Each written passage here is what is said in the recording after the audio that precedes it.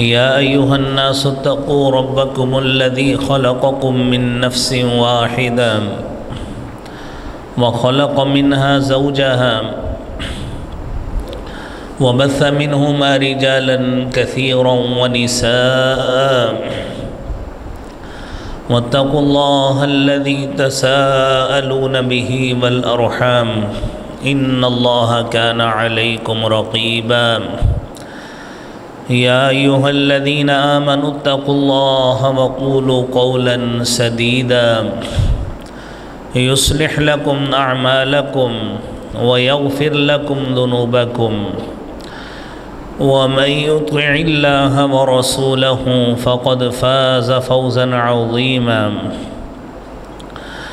اللهم صل على محمد وعلى آل محمد كما صليت على إبراهيم وعلى آل إبراهيم إنك حميد مجيد اللهم بارك على محمد وعلى آل محمد كما باركت على إبراهيم وعلى آل إبراهيم إنك حميد مجيد رب اشرح لي صدري ويسر لي أمري واحلل عقدة من لساني يفقه قولي رب زدني علما سبحانك لا علم لنا إلا ما علمتنا إنك أنت العليم الحكيم أما بعد إن أحسن الكلام كلام الله وأحسن الهدي هدي محمد صلى الله عليه وسلم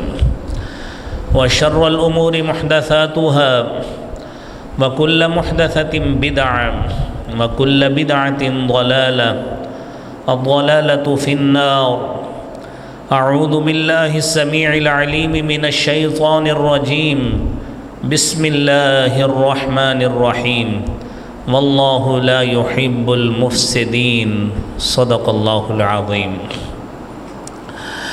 حمد و ثناء تعریف حمد کبریائی اور بڑائی اللہ رب العالمین کی ذات کے لیے ہے۔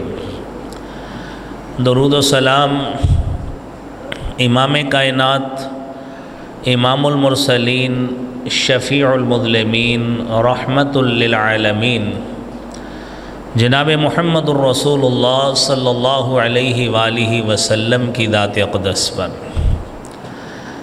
حضرات محترم، پچھلے جمعہ میں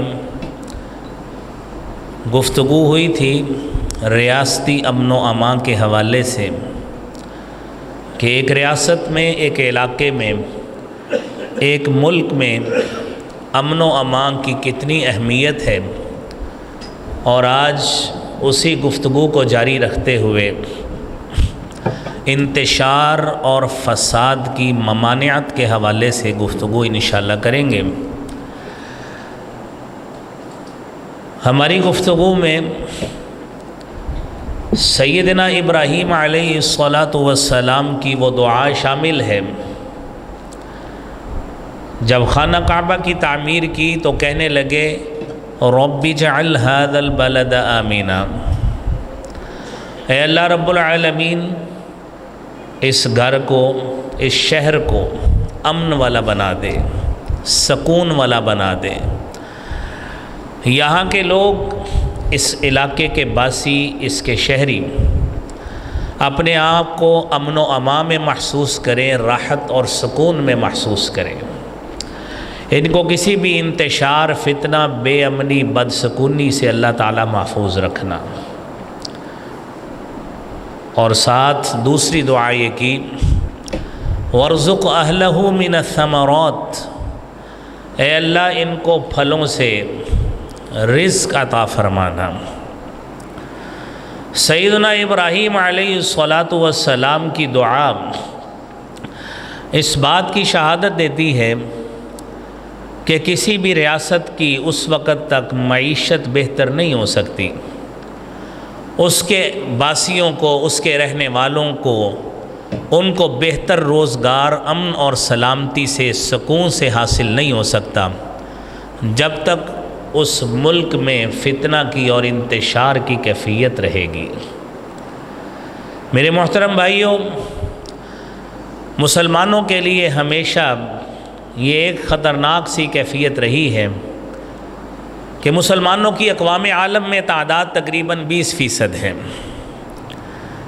اور باقی 80% لوگ وہ ہیں جو مسلمان نہیں ہیں، اور ان میں سے اکثریت کی یہ خواہش ہوتی ہے کہ کوئی بھی مسلم ریاست ہو، کوئی بھی مسلم ملک ہو، کوئی بھی مسلمانوں کا علاقہ ہو، وہاں کے لوگ امن اور سکون سے نہیں رہنے چاہیے، وہاں پہ انتشار ہی رہنا چاہیے، وہاں پہ لوگوں کی زندگیاں بے سکونی کا شکار رہنا چاہیے، تاکہ یہ لوگ اپنی زندگی سے اور مقاصد سے، جو صحیح معنوں میں مسلمان کی زندگی کا ایک مقصد ہے جو قرآن کریم میں تعین کیا گیا ہے کہ ما خلقت الجن والانس الا لیعبدون، کہ میں نے جنوں اور انسانوں کو پیدا ہی ایک مقصد کے لیے کیا ہے جو عبادت ہے، یہ مسلمان اپنے اس مقصد سے غافل رہیں، اور اس کا لازمی نتیجہ ہمارے سامنے ہے کہ اتنی کیفیت میں ہماری مساجد میں جو تعداد نمازیوں کی ہے وہ بھی ہمارے سامنے ہے۔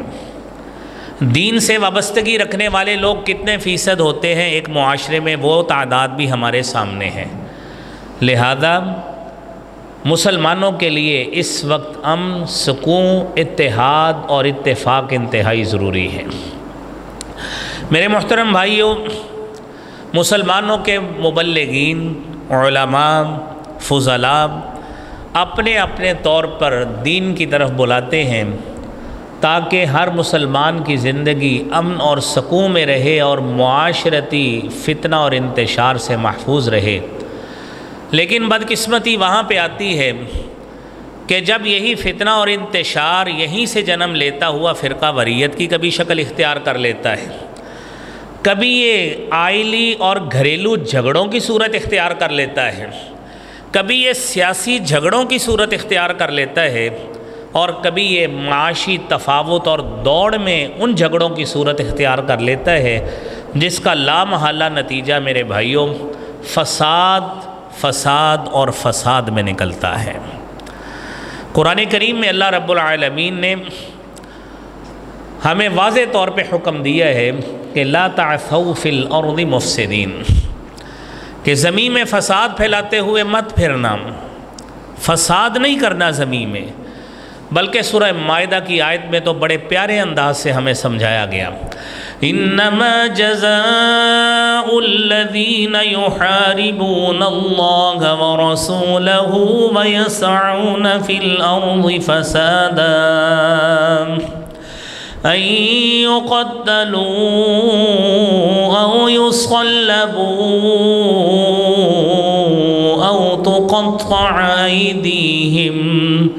او تقطع أيديهم وأرجلهم من خلاف أو ينفوا من الأرض ذلك لهم خزي في الدنيا ولهم في الآخرة عذاب عظيم۔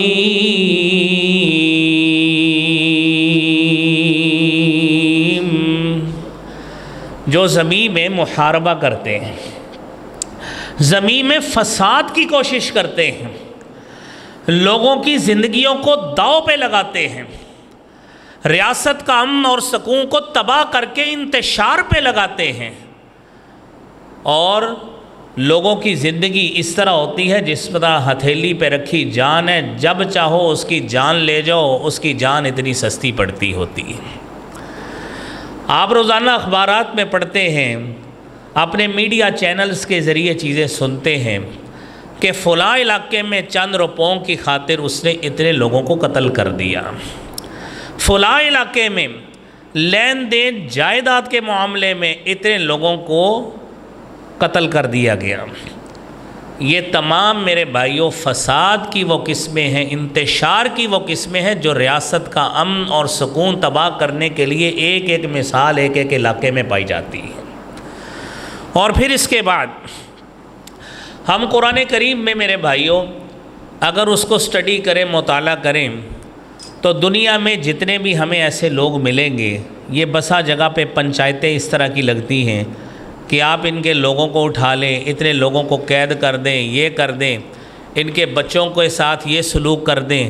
یہ کاروکاری کے تنازع پہ اور جو ہمارے صدن حصے میں جس طرح کی رسم فضول قسم کی چلتی ہیں، تو جب انہیں کہا جائے آپ کے ان رویوں کی وجہ سے لوگوں کا امن تباہ ہوتا ہے، سکون تباہ ہوتا ہے، زندگیاں انتشار کا شکار ہوتی ہیں، وہ کہتے ہیں ہم نے تو اپنی طرف سے انصاف کیا تھا، یہ کیسے ہو رہا ہے، ہم تو انصاف کرنے والے۔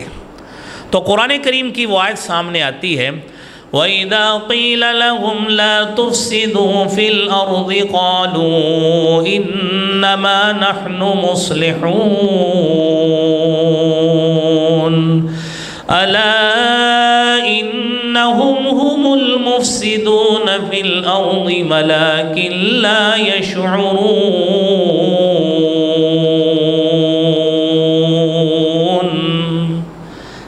کہا جائے زمین میں فساد نہ کرو، آپ کے ان رویوں کی وجہ سے کاروبار تباہ ہوتا ہے، لوگوں کی زندگیاں سکون کی بجائے انتشار کا شکار ہوتی۔ تو ایسے پنچایتی لوگ اور اس طرح کے لوگ آگے سے کہتے ہیں کہ ہمارے ان رویوں کی وجہ سے ہمارے علاقے میں ہمارا ٹیکہ بچتا ہے، ہمارا مقام و مرتبہ تسلیم ہوتا ہے، تو لہذا اس وجہ سے لوگ سکون میں ہوتے ہیں، حالانکہ وہ ذہنی طور پہ سب سے زیادہ بے سکونی کا شکار ہیں۔ میرے محترم بھائیوں، نبی کریم صلی اللہ علیہ وآلہ وسلم نے جب ریاست مدینہ کا آغاز کیا تھا، ہجرت مدینہ کے بعد حبیب کبریا جناب محمد مصطفیٰ صلی اللہ علیہ وآلہ وسلم نے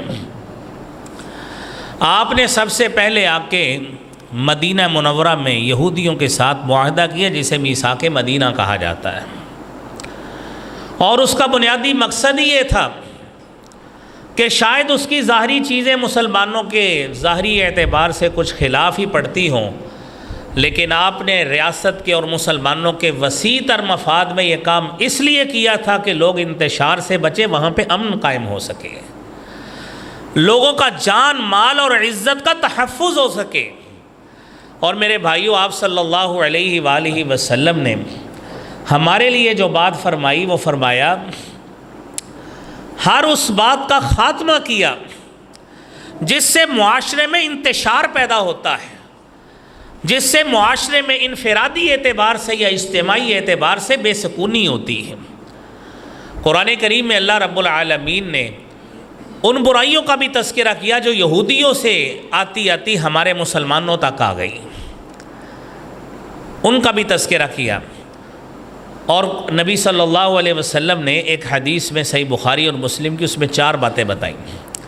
فرمایا لا تحاسدوا، آپس میں ایک دوسرے سے حسد نہ کرو، ولا تباغضوا، آپس میں ایک دوسرے سے بغض نہ رکھو، ولا تدابروا، آپس میں ایک دوسرے سے منہ نہ موڑو، ولا تقاطعوا، آپس میں ایک دوسرے سے قطع تعلقی نہ کرو۔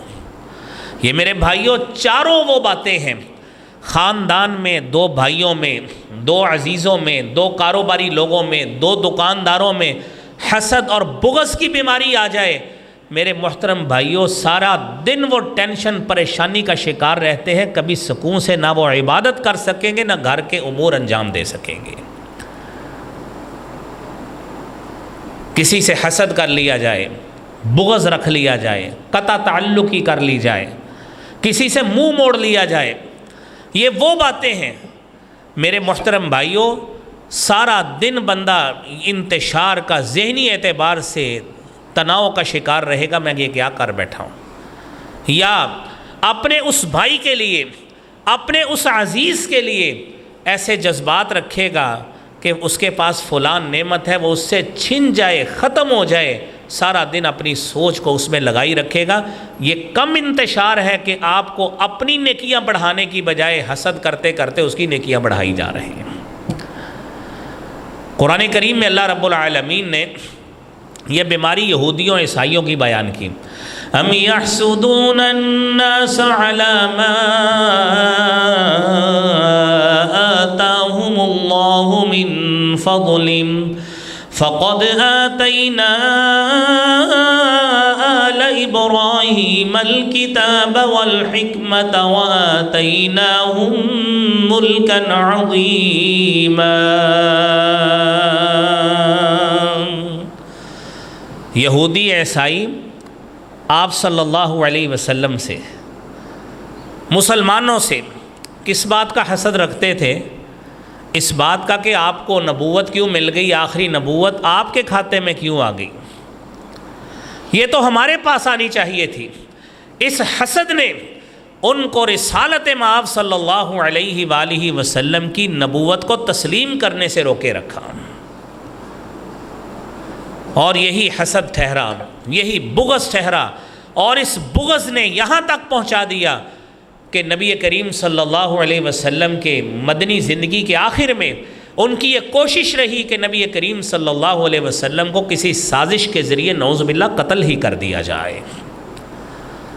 اور وہ واقعہ بڑا معروف ہے کہ آپ کو کھانے کی دعوت پہ بلایا گیا اور آپ کو زہر دے دی گئی اس کے اندر، اور نبی کریم صلی اللہ علیہ وسلم اپنے آخری وقت میں ام المومنین سید عائشہ صدیقہ کو فرمانے لگے کہ مجھے وہ تکلیف بار بار تنگ کر رہی ہے جو ان لوگوں نے مجھے اس وقت زہر دیا تھا، مجھے وہ تکلیف بار بار تنگ کر رہی ہے۔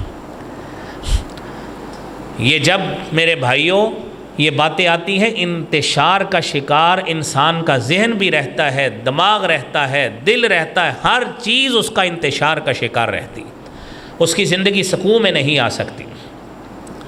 میرے بھائیوں، فساد فی الارض کی اگر ہم بات کریں، آپ نے ابتدا میں آیت سنی واللہ لا یحب المفسدین، اللہ فساد کرنے والوں کو پسند نہیں کرتے۔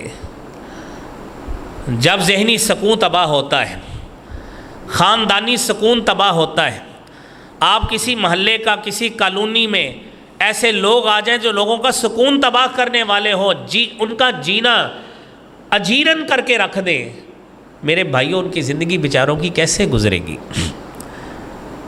تو پہلی صورت اس کی یہ ہے فساد فی الارض کی کہ ہمارے معاشرے میں فرقہ واریت کی وجہ سے انتشار ہے۔ اور میں تو کہا کرتا ہوں بھائیوں، آپ تو بڑے خوش قسمت لوگ ہیں، آپ کو کوئی شخص فرقہ کہے تو ہم تو فرقہ ہے ہی نہیں، ہمارا تو اس بات پہ دعویٰ ہے کہ ہمارا ایک ہی اصول ہے، وہ ہے اطیعوا اللہ و اطیعوا الرسول، ہماری یہی بنیاد ہے، ہماری بنیاد ہی ایک ہے۔ فرقہ اس کو کہا جاتا ہے جو قرآن و حدیث سے کٹ کر، اپنی اصل سے کٹ کر نئے اصول وضع کرتا ہے اور ان اصولوں کے مطابق زندگی گزارے، فرقہ اس کو کہا جاتا ہے۔ آپ تو خوش نصیب ہیں کہ اللہ رب العالمین نے آپ کو وہ منہج عطا فرمایا ہے، آپ کو وہ اصول عطا فرمایا ہے، جس اصول کی تابعداری کرتے ہوئے صحابہ کرام رضوان اللہ علیہم اجمعین نے ساری زندگیاں گزاری ہیں، جس کا آغاز سیدنا ابو بکر صدیق سے ہوا ہے، اور آخری صحابی حضرت ابو طفیل رضی اللہ تعالیٰ عنہ جن کی وفات 110 ہجری میں ہوئی، ان سب صحابہ کا ایک ہی موقف تھا، ایک ہی اصول تھا کہ اطاعت الہی کرنی ہے یا اطاعت رسول کرنی ہے، اس کے علاوہ دوسرا کوئی رستہ ہی نہیں تھا۔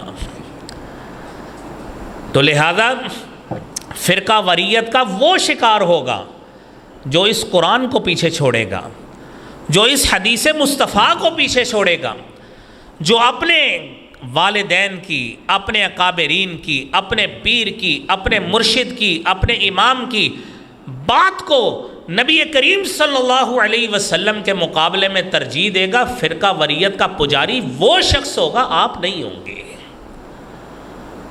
ہمارا تو ایک ہی اصول ہے، یہی اطاعت الہی ہے اور اطاعت رسول صلی اللہ علیہ وسلم ہے۔ میرے محترم بھائیوں،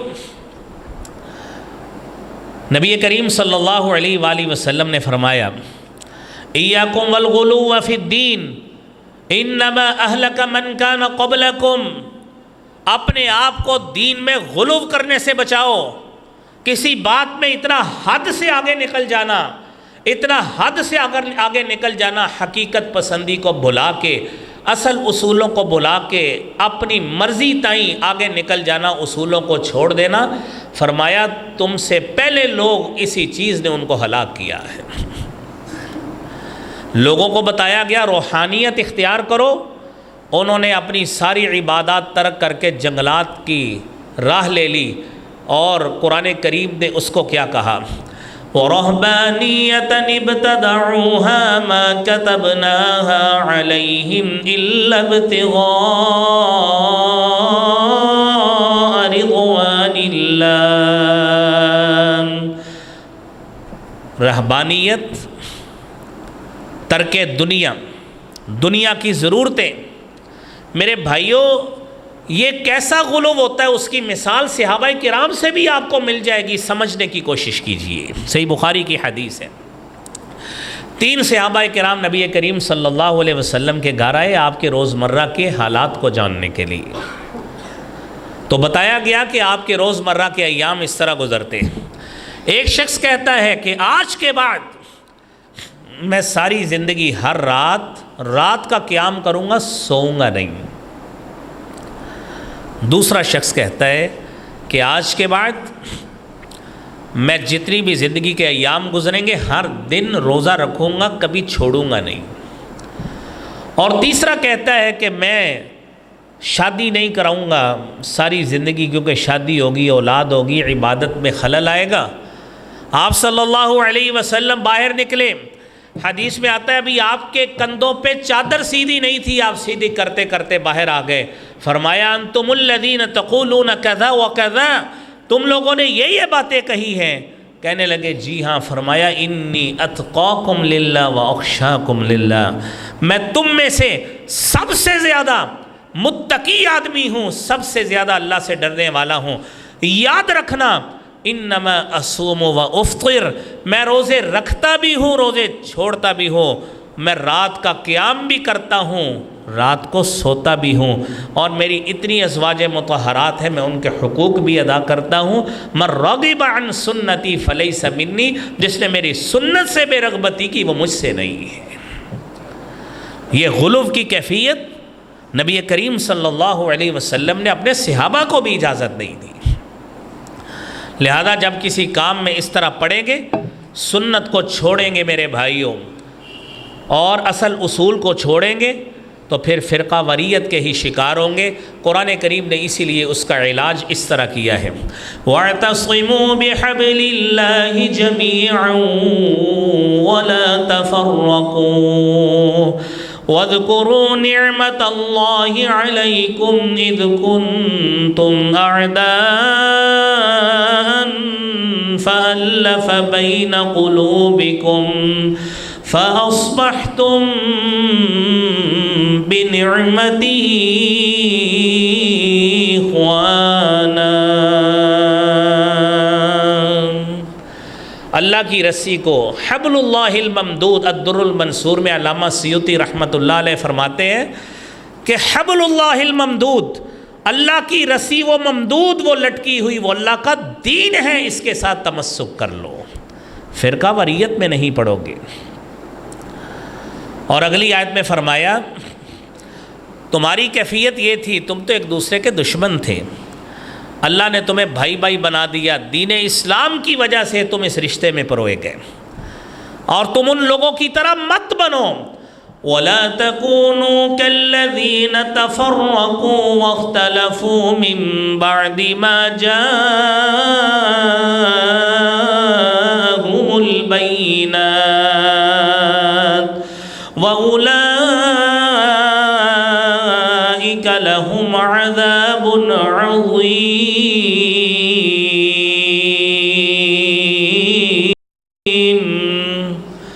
ان لوگوں کی طرح مت ہو جاؤ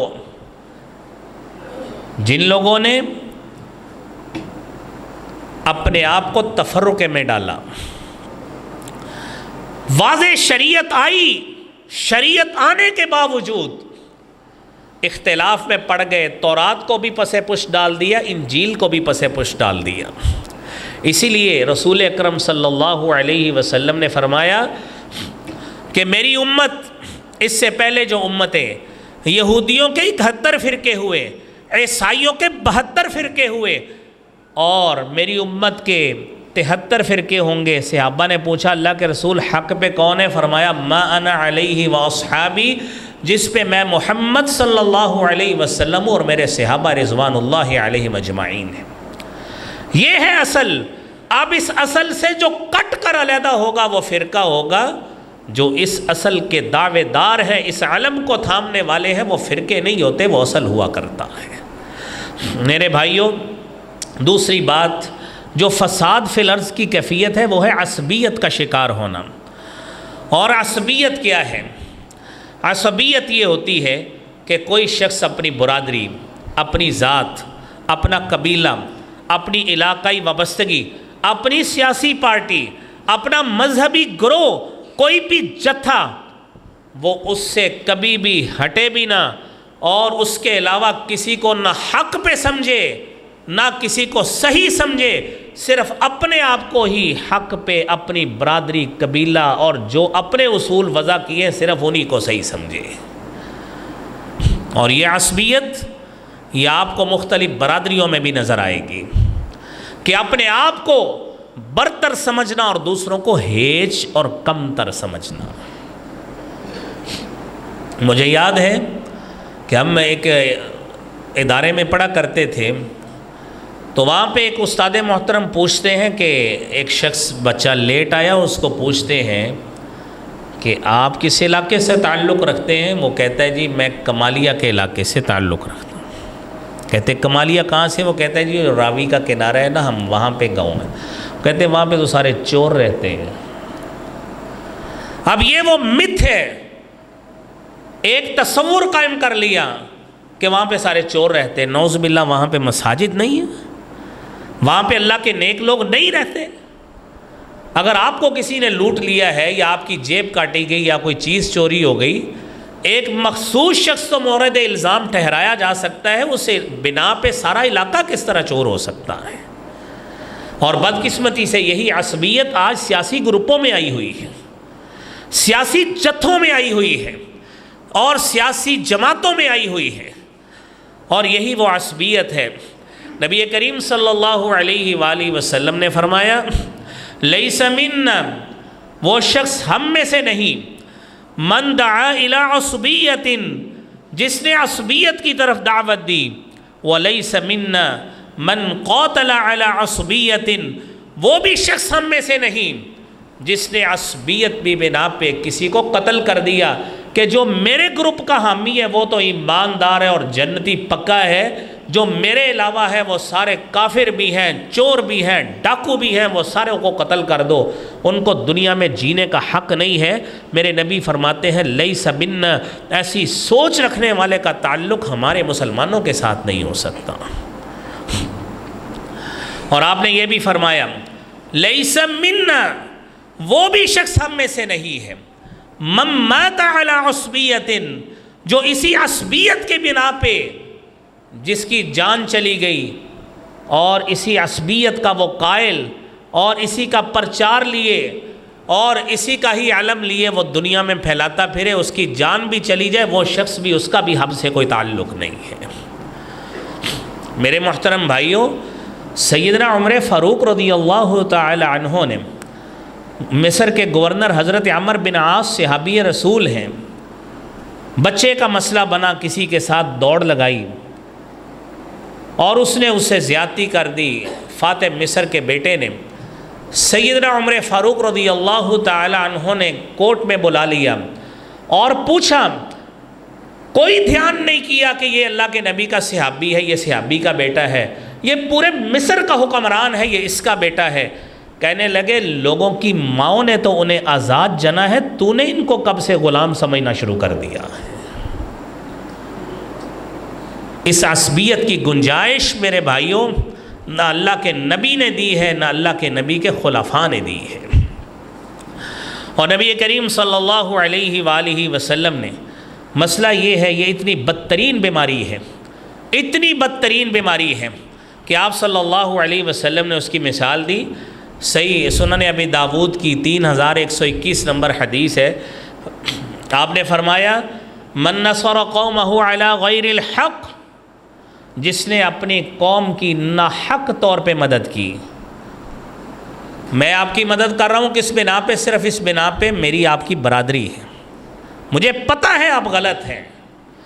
میں آپ کی اس لیے مدد طلب کر رہا ہوں کہ میرا آپ کا قبیلہ، برادری، مسلک ایک ہے، اس لیے. حالانکہ پتہ ہے کہ میں حق پہ نہیں ہوں. آپ کسی سیاسی جتھے کے پجاری بن جائیں صرف اس بنا پہ کیونکہ وہ میری پارٹی ہے، وہ میرا مسلک ہے، وہ میرا علاقہ ہے، وہ فلاں لیڈر میرا قبیلے کا آدمی ہے، میں اس کا ساتھ دوں گا.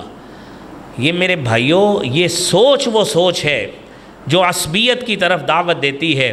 فرمایا جس نے اپنی قوم کی ناحق طور پہ مدد کی، پتہ ہے وہ بندہ حق پہ نہیں ہے. فَهُوَ كَالْبَعِيرِ الَّذِي رُدِّيَ وَهُوَ يُنزَعُ بِذَنَبِهِ. اس کی کیفیت ایسی ہے کہ وہ اونٹ جو کنویں میں گر گیا ہے، آپ اس کی دم سے پکڑ کے نکال رہے ہیں، نہ ساری زندگی اونٹ نکلے گا، نہ تمہارے اندر سے عصبیت جائے گی. انتشار سے بچیے، ذہنی انتشار سے بھی بچیے، معاشی انتشار سے بھی بچیے، اور اس عصبیت کو اپنے اندر سے نکال کر قرآن و سنت کے پیروکار بن جائیے.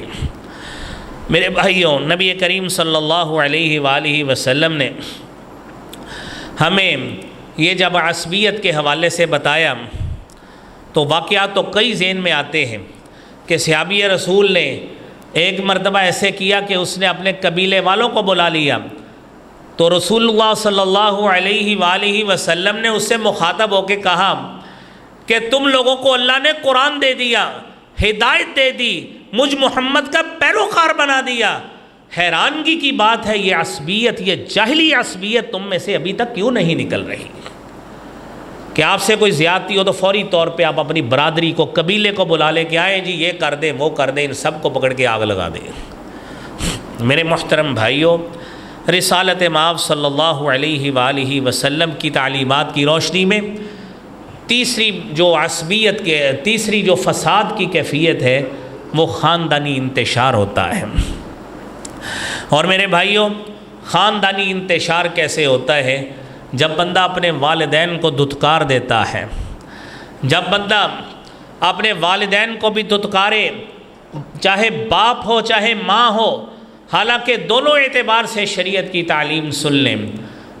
اب والدین کے حوالے سے اجتماعی لحاظ سے قرآن کہتا ہے وَقَضَىٰ رَبُّكَ أَلَّا تَعْبُدُوا إِلَّا إِيَّاهُ وَبِالْوَالِدَيْنِ إِحْسَانًا إِمَّا يَبْلُغَنَّ عِندَكَ الْكِبَرَ أَحَدُهُمَا أَوْ كِلَاهُمَا فَلَا تَقُل لَّهُمَا أُفٍّ وَلَا تَنْهَرْهُمَا وَقُل لَّهُمَا قَوْلًا كَرِيمًا.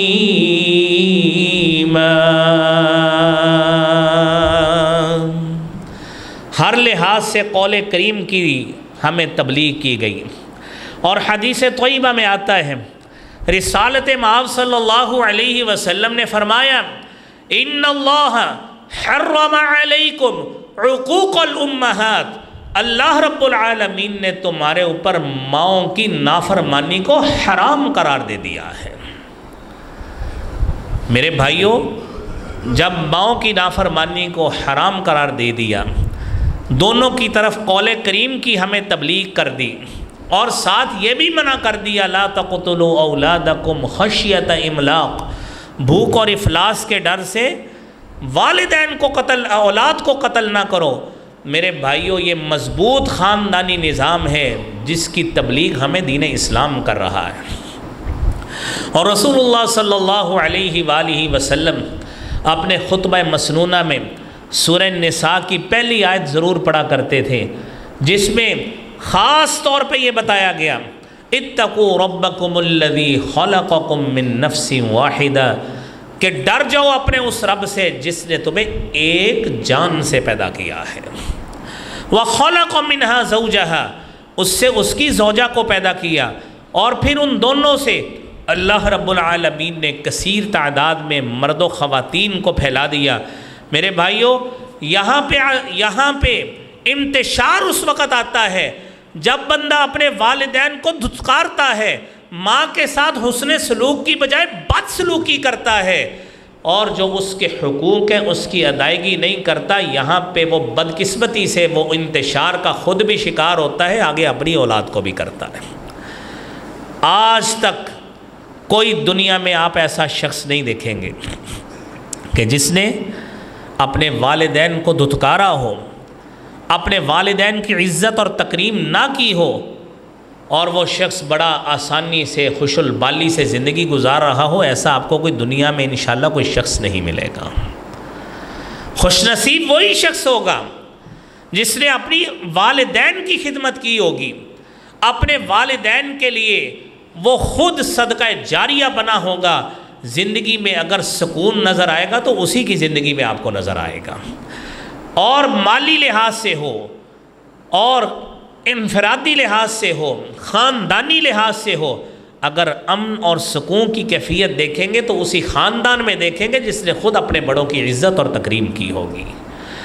میرے محترم بھائیوں، اس میں آخری بات آج کے ہمارے جمعہ کی، نبی کریم صلی اللہ علیہ وآلہ وسلم نے جو باتیں ہمیں بتائی ہیں وہ یہ ہے کہ اسلامی حکومت کے خلاف بغاوت جب کی جائے تو اس وقت بھی انتشار ہوتا ہے، اور بسا اوقات یہ بدقسمتی اس وقت ہوتی ہے جب حکمران یہ کام کرتے ہیں۔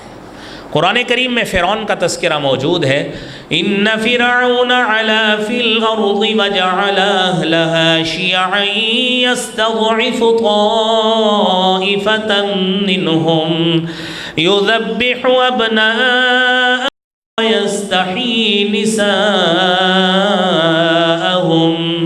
إِنَّهُ كَانَ مِنَ الْمُفْسِدِينَ۔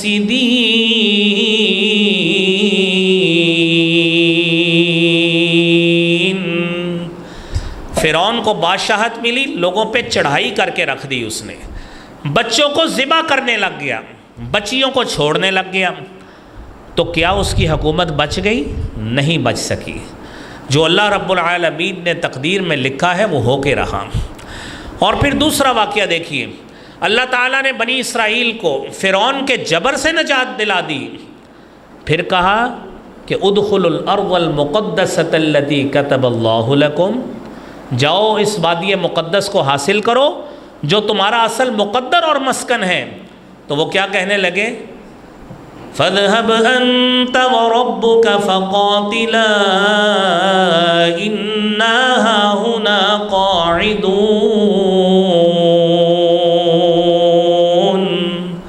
موسیٰ تو اور تیرا رب جا، تم جا کے لڑائی کرو، ہم نہیں کرنے والے۔